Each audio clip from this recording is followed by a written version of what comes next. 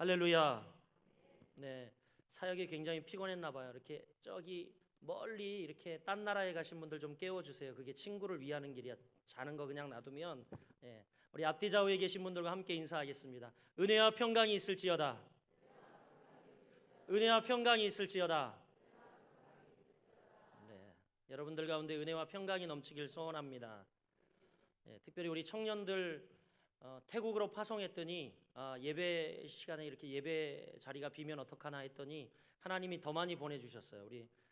저는 분당에서 제 사역의 반 이상을 보냈는데 특별히 분당 우리 교회 청년들이 이 예배에 함께 참여하고 있습니다. 우리 다음 세대의 주인공인 저들을 향하여 축복하겠습니다. 은혜와 평강이 넘칠지어다. 네, 감사를 드립니다. 여러분, 오늘 여러분들과 함께 요한계시록 말씀을 나누고자 합니다. 벌써 두 번째 시간이고요. 오늘은 갈망하고 갈망하라, 이런 제목으로 은혜를 나누고자 합니다. 요한계시록은 열려진 계시의 책입니다. 그래서 하나님의 자녀들에게 예수 그리스도의 비밀을 알도록 펼쳐서 보여주신 책이다. 지난주에 말씀드렸죠. 계시다, 이 뜻이 펼쳐서 보여주다라는 뜻이라고 이야기했어요. 그래서 여러분, 이 요한계시록을 깊이 알므로 우리가 결말을 알게 되면 결코 두렵지 않습니다. 할렐루야. 우리가 결말을 모르기 때문에 두려운 거예요. 결말을 알면 두렵지 않아요. 지난주에 설교의 요지가 이거였습니다. 오늘은 여러분들과 함께 이 요한계시록을 왜 우리에게 주셨을까, 이 기록 목적을 함께 상고해 보려고 합니다. 먼저 이 요한계시록의 기록 목적은 첫째로요, 고통당하는 성도들을 위로하기 위해 주셨다는 겁니다. 할렐루야. 요한계시록은 당시에 고통을 당하는 이 성도들의 마음을 위로하고자 기록한 책입니다. 우리도 너무 잘 알다시피 초대교회 성도들은 아주 심한 박해를 받았습니다. 이 책을 기록한 사도 요한도 지금 이 책을 기록하고 있는 장소가 저 유배되어진 밤모섬이라고 하는 섬에서 노동하고, 그리고 또 심하게 격심하게 또 예수를 믿었다는 이유에 핍박당하며 그 밤모섬에서 하나님의 계시를 받아 기록한 책이 바로 이 요한계시록이라는 거죠. 당신은 예수를 믿는다는 이유로 재산이 몰수되기도 했고, 또 예수를 믿는다는 이유로 붙잡혀서 심한 고문을 당하고, 심지어는 예수 믿는 이들을 저 콜로세움에 이 불을 밝히는 땔감으로 사용하는 그런 화형에 그들을 처하기도 했습니다.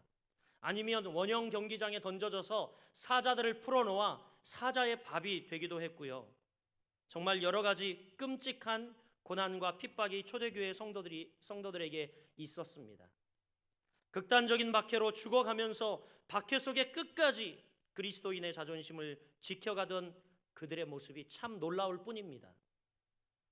그래서 초대교회를 생각하면 늘 이것이 정말 신기한 일이다, 신비다라는 생각이 되어집니다. 사랑하는 여러분, 우리라면 과연 이러한 상황 속에서 믿음을 지킬 수 있을까? 여러분, 믿음을 지켜낼 수 있을 것 같습니까? 아무리 생각해도 저는 이러한 상황이라면 자신이 없습니다. 육신을 가진 우리가 과연 이러한 어렵고 힘든 핍박을 당해낼 수 있을까? 그런데 놀랍게도 초대교회 성도들은 견디었다라는 것입니다. 그래서 뭐라고요? 신비다, 신기한 일이다 라고 이야기를 하는 거죠. 당시 로마는 착각했습니다. 이렇게 무차별하게 그리스도인들을 핍박하고 학대하면, 그리고 가두고 죽이면 누가 과연 예수를 믿겠는가? 그들은 그렇게 생각했어요. 그런데 이것은 그들의 착각이었습니다. 결과는 여러분, 우리가 잘 알듯이 오히려 그리스도인들을 박해하고 기독교를 말살하려고 발악했던 로마가 도리어 나중에 기독교를 국교로 공인하는 AD 313년 밀라노 칙령에 의해서 기독교를 국교로 공인하는 일이 벌어졌습니다. 이건 그야말로 기적이에요. 여러분, 우리는 지금 너무 평안한 시대에 살며 나약해질 대로 나약해 있다라는 생각이 듭니다. 지난 주간 저희 아들이 군대가 있는데 유격을 받았습니다. 그런데 헌병대에 있기 때문에 유격을 안 받는데 왜 유격을 받으러 가냐 그랬더니 그러더라고요. 그 사단장님이 제일 존경하는 분이 독일 어떤 장군인데 이 군사들을 말이죠, 혹 혹독한 훈련을 하고 그리고 혹독한 훈련을 이겨낸 사람들만이 전쟁에서 승리할 수 있다는 겁니다. 그래서 우리 사단은 열애 없이 다 유격가 그래가지고 유격을 갔대요. 얼마나 고생스러웠을까 하면서도 한편 마음으로 감사한 생각이 들었습니다. 그래, 정말 강인하게 다시 태어날 거야. 그런 힘든 일들을 통과해서 여러 고난이 찾아올 때에도 이겨낼 수 있을 거야, 이런 생각이 들었습니다. 여러분, 지금 북한에서는 계속 장거리 미사일을 개발해서 쏘고 있습니다. 그런데 다들 걱정하는 게 뭐냐면, 야, 전쟁 나면 누가 과연, 우리 아들들이 과연 이 나라를 지킬 수 있을까? 다 도망갈 거야, 이렇게 생각을 하거든요. 그렇게 이야기를 하거든요. 하지만 초대교회 성도들은 우리와 똑같은 육신을 가졌지만 그 박해를 능히 견디어냈다는 겁니다. 인간의 이성과 과학으로는 설명할 수 없는 성령님이 공급해 주시는 놀라운 힘과 능력을 그들은 공급받았기 때문입니다. 할렐루야, 할렐루야. 여러분, 지금 그런 상황에 여러분도 만약 빠진다면, 그때 나도 하나님을 의지하고 붙들면서 나도 능히 박해를 이겨낼 수 있을까? 그렇게 될 줄 믿습니다. 우리 역시 우리 가운데 어려움이 찾아오고 박해가 찾아오고 고난이 찾아오고 시험이 찾아오면 우리 안에 계신 이 성령님을 의지하여 승리하는 여러분들이 되시길 주의 이름으로 축복합니다.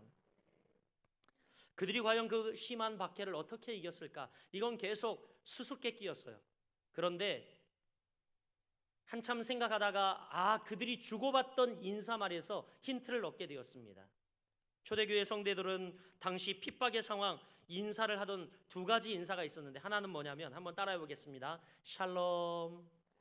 원래 샬롬은 이렇게 손바닥으로 하는 게 아니라 이렇게 한 손가락을 이렇게 들고 샬롬 이렇게 하는 거더라고요. 한번 해보겠습니다. 샬롬. 어떤 의미입니까, 여러분? 하나님이 주시는 평안을 구하며 축복하는 인사예요. 저도 여러분 이스라엘 들어갈 때 선교사님 짐을 가지고 가다가 많이 짐이 좀 문제가 되어서 이스라엘 세관 통과하기가 제일 어렵거든요. 저만 못 나가고 있었는데 담당 교대 근무자가 바뀌었어요. 한 2시간 동안 계속 취조하고 씨름하다가 담당 교대 근무자가 딱 바뀌었는데, 제가 그 사람이 딱 들어오는 순간 히브리어로 여러분 이 기초 생활 영어 정도는 생활 회화는 하잖아요. 그래서 제가 한마디 했죠. 샬롬. 그랬더니 이 사람이 갑자기 너 왜 여기 잡혀 있냐? 빨리 가라. 그리고 보내주는 거예요. 야, 대단한 파워를 봤어요. 우리 옆 사람에게 한번 진심으로 하나님의 평안을 구하면서 축복하겠습니다. 샬롬. 네. 초대교회 성도들은 이렇게 인사했습니다.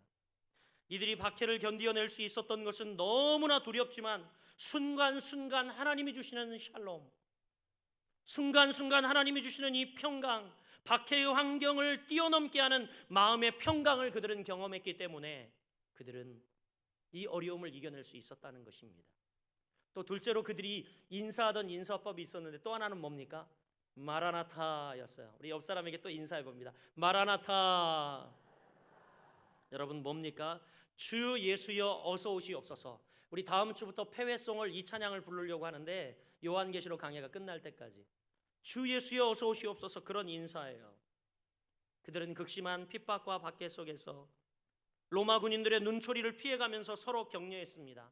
형제님, 자매님, 얼마나 힘드십니까? 우리가 함께 힘을 내어 오늘의 고난을 이겨내고 장차 다시 오실 주님을 만나 영광스러운 승리의 길로 들어섭시다. 이런 격려가 담긴 인사였어요. 우리 같이 힘을 냅시다. 마라나타. 그러면 그들이 힘을 얻게 되었던 거죠. 여러분, 이런 생각을 하다 보니까 박해가 심했던 초대교회의 시대가 불행한 것이 아니라 오늘 바로 우리 시대가 불행한 시대라고 생각되어집니다.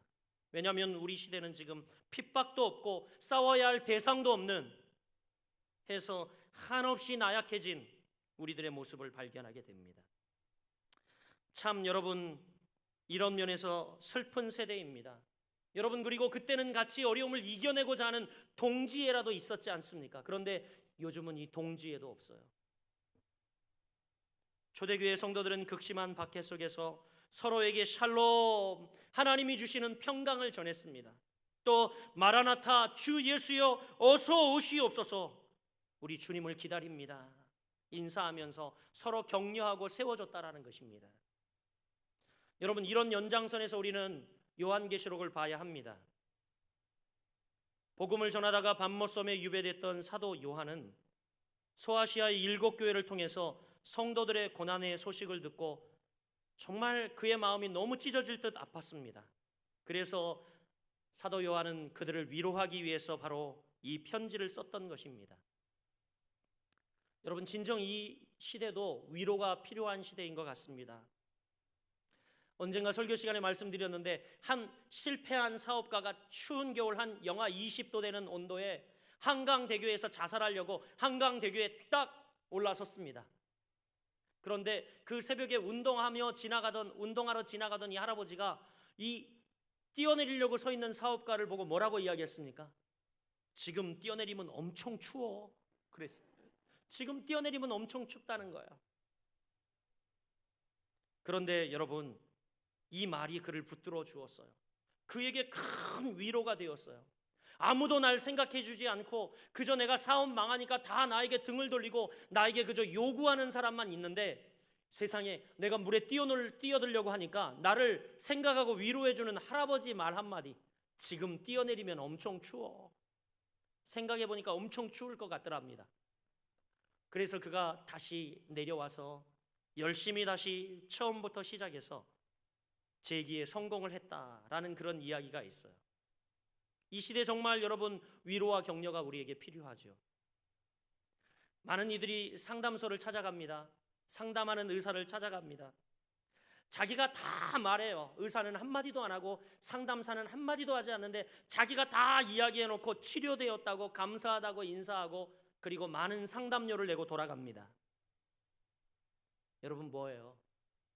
그간 이렇게 내 이야기에 집중해주고 들어주고 있는 사람이 한 사람도 없었다는 거죠. 그저 말한 것만으로도 치료되어서 격려되고 위로가 되어서 이제 나 다 고침받았다고 수많은 상담료를 주고도 기쁨으로 돌아갑니다.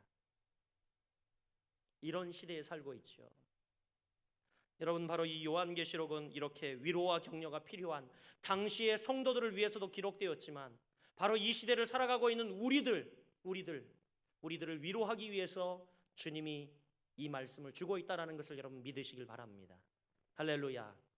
우리 옆 사람에게 인사합니다. 샬롬. 마라나타. 자꾸 제가 인사하는 이유는 저 하늘나라에 미리 가 계신 분들이 계셔서 그래요. 네. 여러분, 두 번째로 왜 이 요한계시록이 기록되었나? 그것은 현재의 삶을 잘 살아가도록 돕기 위해서 기록되었다는 겁니다.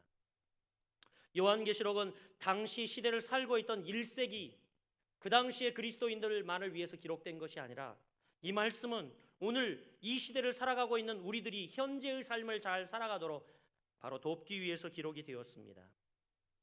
때때로 예수 그리스도의 재림이나 요한계시록의 가르침을 현실 도피용으로 잘못 받아들이는 사람들이 있습니다. 그래서 힘들고 어려우면 아이고 그냥 주님이나 빨리 오시지 이렇게 자포자기적으로 현실 도피적으로 사용하는 잘못된 경우가 있습니다. 여러분, 지난주 말씀드렸듯이 다미선교회 1992년 다미선교회 10월 28일 예수님이 오신다라고 했던 이 다미선교회, 거기에 미혹된 사람들 중에는 고3 수험생들이 엄청나게 많았다는 통계가 있습니다. 그때 자료를 보면 여기저기 철없던 고3 수험생들이 준비하던 입시를 다 때려치우고 다미선교회를 따라갔어요. 왜냐하면 이 고3 입시가 얼마나 힘든지 이것만은 피하고 싶어서 10월 28일 날 나 수능 안 봐도 되니까 예수님 오셨으면 좋겠다. 그러고 현혹되어 따라갔다는 친구들이 굉장히 많다라는 겁니다.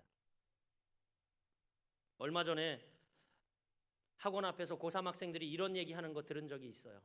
고3 학생들이 학원 앞에 슬리퍼를 질질 끌고 나와가지고 막 간식을 사 먹으면서 이런 이야기를 합니다.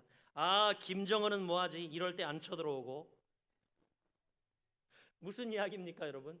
공부하기 진짜 힘들다는 거예요. 얼마나 덥습니까?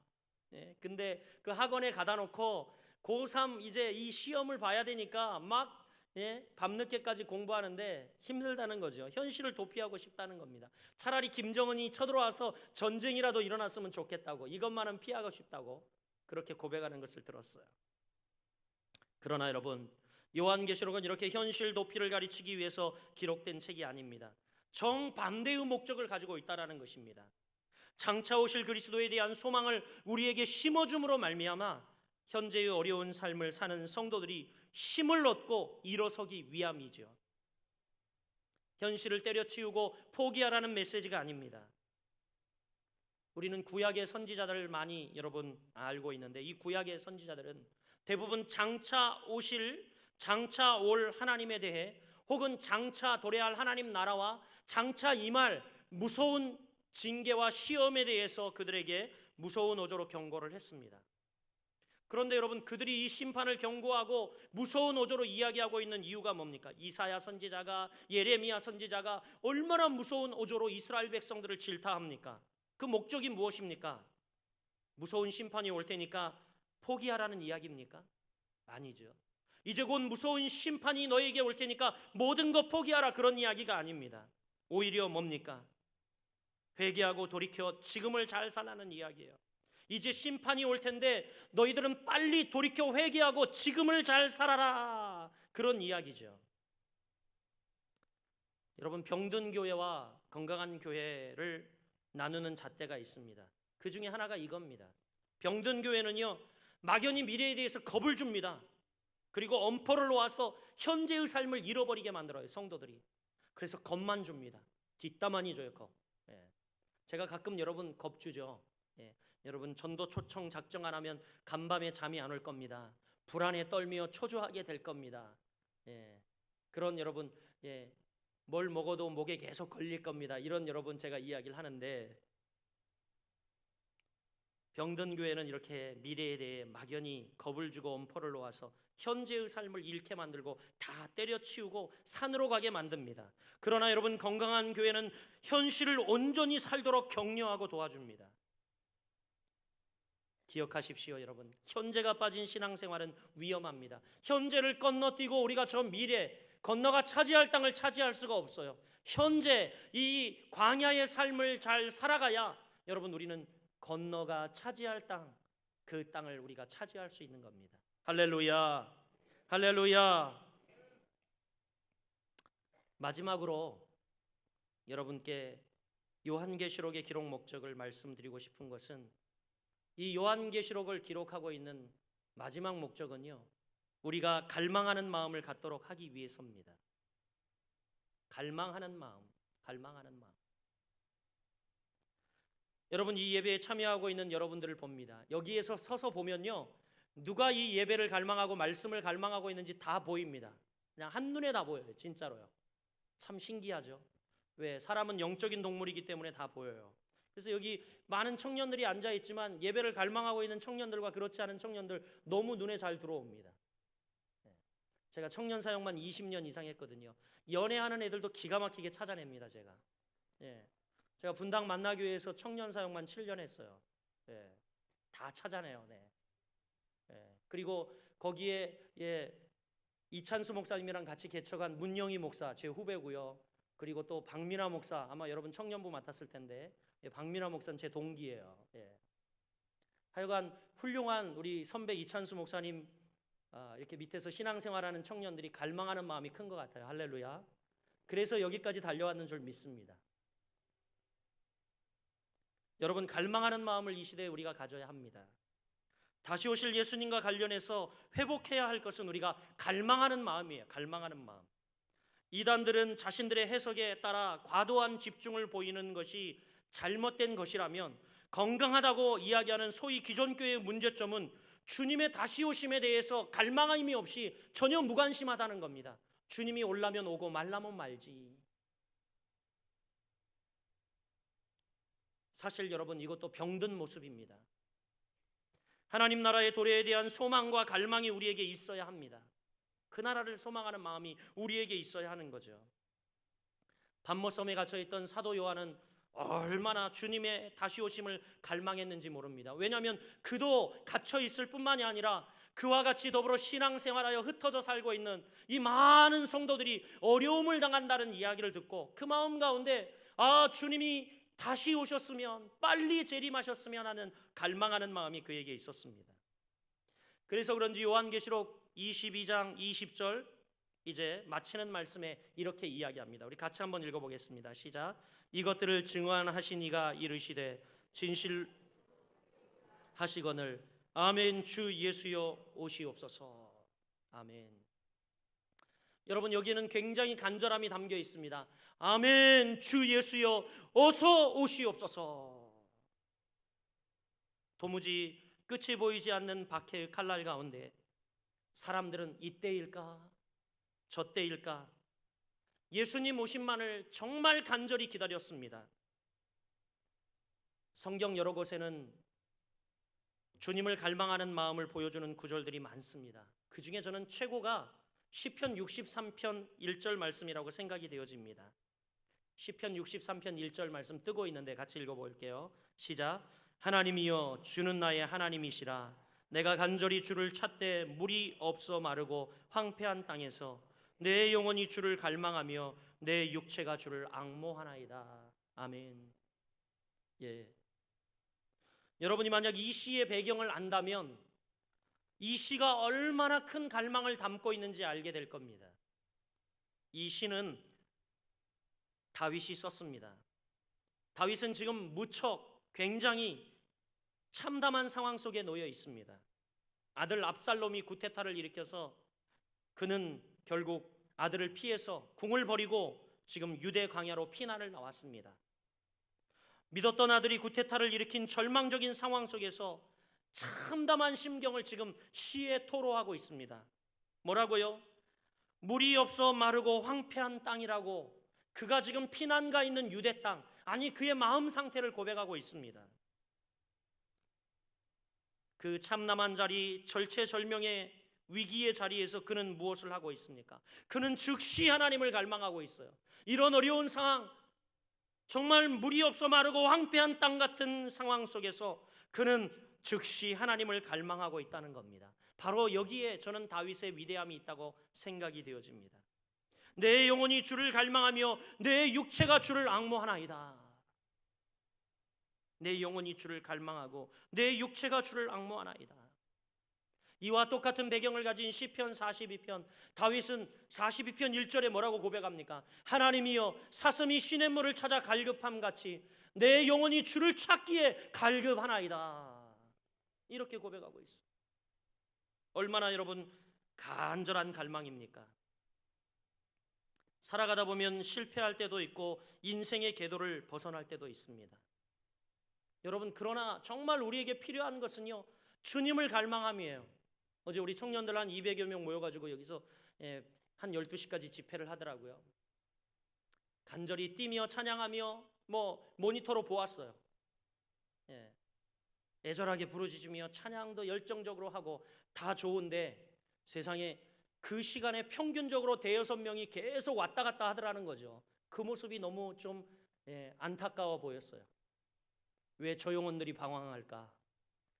늘 로비와 화장실 막 대여섯 명의 청년들이 왔다 갔다 하는 거예요. 저는 그 시간 놓치기 아까워서 3시간, 4시간이든 하나님 말씀에 집중하고 기도하고 찬양에 집중할 텐데 갈망함이 없구나.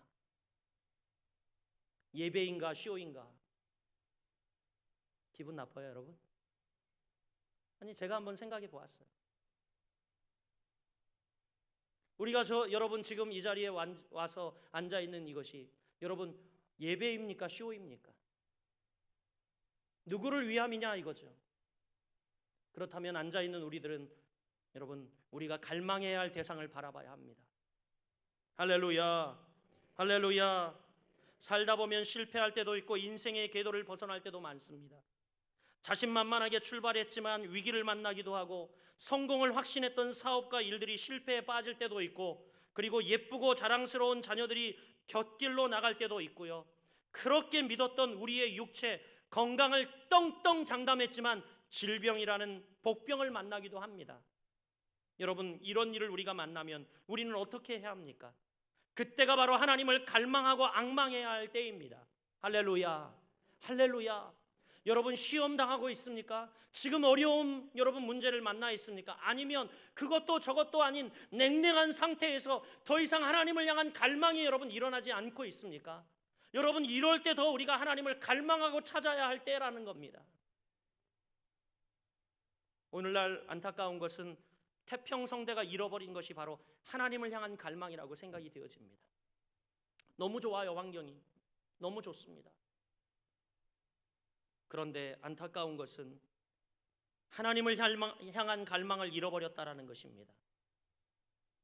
여러분, 내가 가진 그 무엇으로도 하나님을 기쁘게 할 수 없습니다. 비록 우리가 누더기 같은 초라한 모습일지라도 그 모습 그대로 하나님 앞에 나아가 나는 하나님을 갈망합니다. 나는 하나님을 갈망합니다.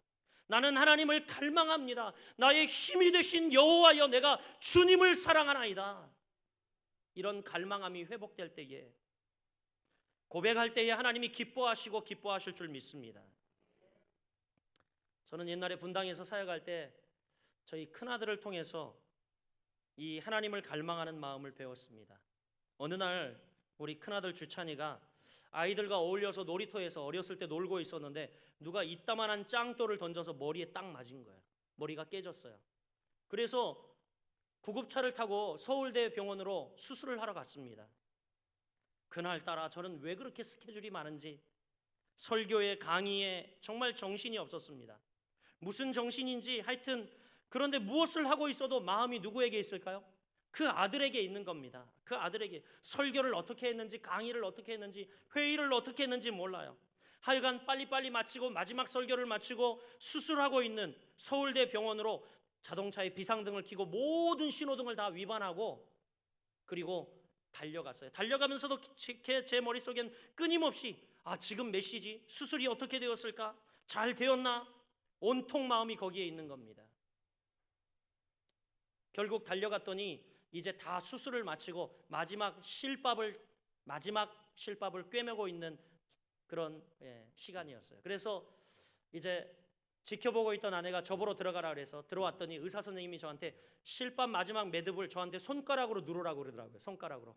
왜냐면 가위를 안 가져왔으니까 잠깐 가서 가져오겠대요. 응급실이니까 여러분 막 급한 일들이 많으니까, 응급수술실이니까 그런 일도 있나 봐요. 그래서 이 마지막 실밥을 매듭을 묶은 것을 제 손으로 엄지손가락으로 누르고 있다가 그 다음에 기억이 하나도 안 나요. 깨보니까 난리가 난 겁니다. 제가 이 아들 마지막 실밥을 이렇게 누르고 있다가 온통 하루 종일 거기에 이제 정신을 쏟고 있었기 때문에 제가 붙들고 있다가 기절을 한 거예요. 기절을 했어요. 그래도 다행히 뒤로 넘어지지 않고 옆으로 넘어졌대요. 그래서 어깨와 이쪽 머리를 부딪혀가지고 한 2달을 고생을 했습니다. 병원이 난리가 난 거예요. 보니까 우리 아들이 문제가 아니라 제가 갔다는 거죠.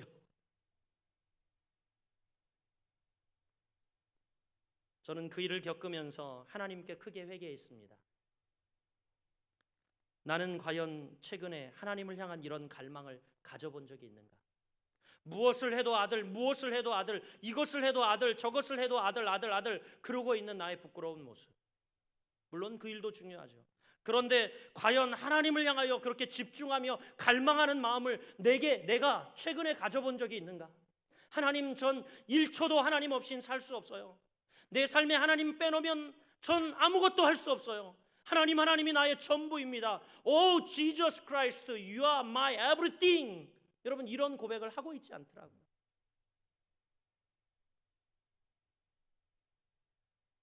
저도 모르게 기계적으로 사역하고 있고 하나님을 향한 갈망을 잊고 살았더라고요.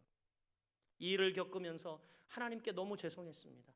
하나님, 너무 송구합니다. 너무 송구합니다. 그 일 있은 다음부터 여러분, 저는 새벽마다 엎드릴 때마다 제일 먼저 고백하는 것이 시편 18편 1절 말씀을 고백합니다. 나의 힘이 되신 여호와여, 내가 주님을 사랑하나이다. 이것은 저의 갈망을 담은 마음입니다. 나의 힘이 되신 여호와여, 내가 주님을 사랑하나이다. 사랑하는 여러분, 하나님이 우리에게 원하시는 것은 바로 지금 그 갈망하는 마음입니다. 여러분, 지금 무엇에 목말라 하고 있습니까? 하나님을 갈망하는 마음을 회복하시길 주의 이름으로 축복합니다. 여러분, 사모합시다. 갈망합시다. 목마른 사슴이 시냇물을 찾아 헤매이듯이 우리 하나님을 찾아 갈망하고 헤매이며 그 하나님을 향하여 갈망하고 갈망하는 여러분들 되시기를 주님의 이름으로 축복합니다.